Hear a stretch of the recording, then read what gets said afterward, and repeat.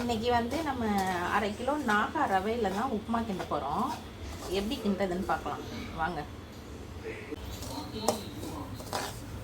ரவையை வந்து 1 ஸ்பூன் நெய் ஊற்றி நல்லா வறுத்துக்கிட்டு இருக்கேன். கொஞ்சம் நல்லா கோல்டன் ப்ரௌனாக வர்ற வரைக்கும் ரவையை வந்து வறுத்துக்கலாம்.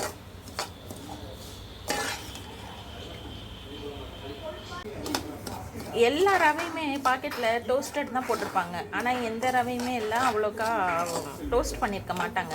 என்னதான் இருந்தாலும் நம்மளும் கொஞ்சம் நல்லா வறுத்து போட்டால் தான் நல்லாயிருக்கும். கொஞ்சம் நெய் விட்டு நல்லா கொஞ்சம் கோல்டன் ப்ரௌனாக வர்ற வரைக்கும் இங்கே பாருங்கள், அப்படி வறுத்தா தான் நல்லாயிருக்கும்.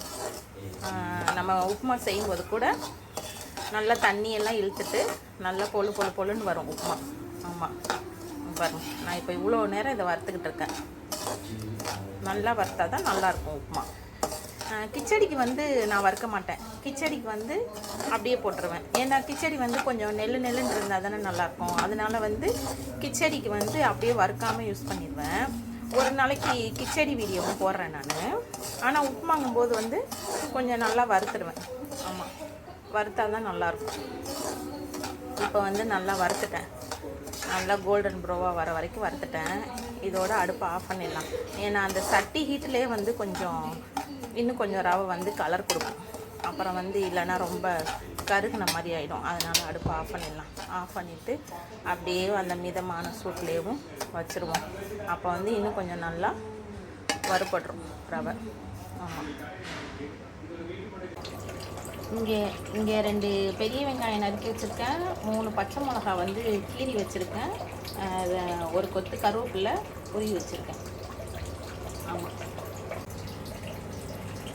இப்போ வந்து உப்புமா தாளிக்கிறதுக்கு தேவையான அளவுக்கு எண்ணெய் ஊற்றிக்கலாம். எண்ணெய் நல்லா காயட்டும். எண்ணெய் வந்து நல்லா சூடு ஏறிச்சு. கடுகு உளுந்து போட்டுக்கலாம்.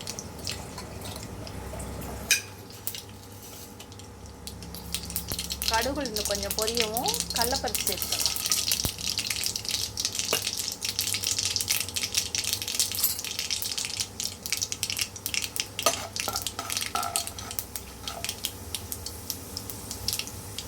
நம்ம நறுக்கி வச்சுருக்க வெங்காயம், கருவேப்பிலை, பச்சை மிளகா எல்லாத்தையும் சேர்த்துக்கலாம்.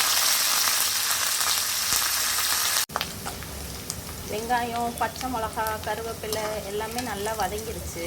இப்போ வந்து தண்ணி ஊற்றிக்கலாம். தண்ணி கிளாஸில் வந்து 4 கிளாஸ் தண்ணி எடுத்திருக்கேன். 200 ml கிளாஸில் 4 கிளாஸ் தண்ணி.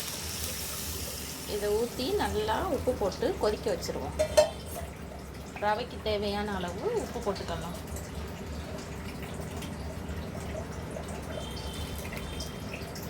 இது நல்லா கொதி வரட்டும். தண்ணி நல்லா கொதிச்சிருச்சு. உப்பு சரியாக இருக்கான்னு பார்த்துக்கங்க. இப்போ வந்து நம்ம வறுத்து வச்ச ரவையை போட்டுருவோம். ரவையை போட்டு மெதுவாக கிண்டிக்கிட்டே இருப்போம். அப்போ தான் வந்து ரவை வந்து கட்டி விழுகாது. இல்லைன்னா கட்டி கட்டியாக நின்று எங்கேயாவது குட்டி போட்டு வச்சுருக்கோம்.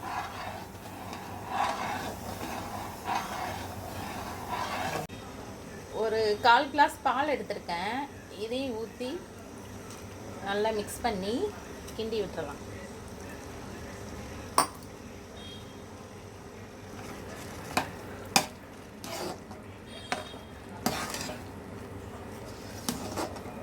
ஒரு 4-5 நிமிஷம் அப்படியே சிம்மில் போட்டு மூடி போட்டு வச்சுருங்க அடுப்பை. இப்போ வந்து சூப்பரான உப்புமா ரெடி ஆகிடும். உப்புமாவுக்கு வந்து சிலர் தேங்காய் சட்னி வச்சு சாப்பிடுவாங்க, சிலர் வந்து சக்கரை வச்சு சாப்பிடுவாங்க. சூப்பராக உதிரியான பொழுன்னு உப்புமா ரெடி ஆயிடுச்சு. யாருக்கு தேங்காய் சட்னி வச்சு சாப்பிட பிடிக்கும், யாருக்கெல்லாம் சக்கரை வச்சு சாப்பிட பிடிக்குங்கிறத கமெண்ட்டில் சொல்லுங்கள். எனக்கு சக்கரை வச்சு சாப்பிட தான் பிடிக்கும். நானும் கமெண்ட்டில் சொல்லுங்கன்றேன். வீடியோ பார்த்தா தானே கமெண்ட்டில் சொல்ல முடியும். வீடியோவும் பார்க்குறதில்ல, கமெண்ட்டில் யாரும் சொல்கிறதில்ல. இந்த வீடியோ பார்த்தவங்களுக்கு தேங்க்யூ. லாஸ்ட்டாக கொஞ்சோண்டு நெய் விட்டுக்கிறோம். கொஞ்சம் விடுவோம். ஏன்னா ஏற்கனவே நம்ம போட்டு வறுத்துருக்கோம்ல, நெய் போட்டு தான் வறுத்துருக்கோம். அதனால் ரொம்ப நெய் வேணாம். இந்த நெய்யும் போட்டு நல்லா மிக்ஸ் பண்ணி விட்டுறலாம்.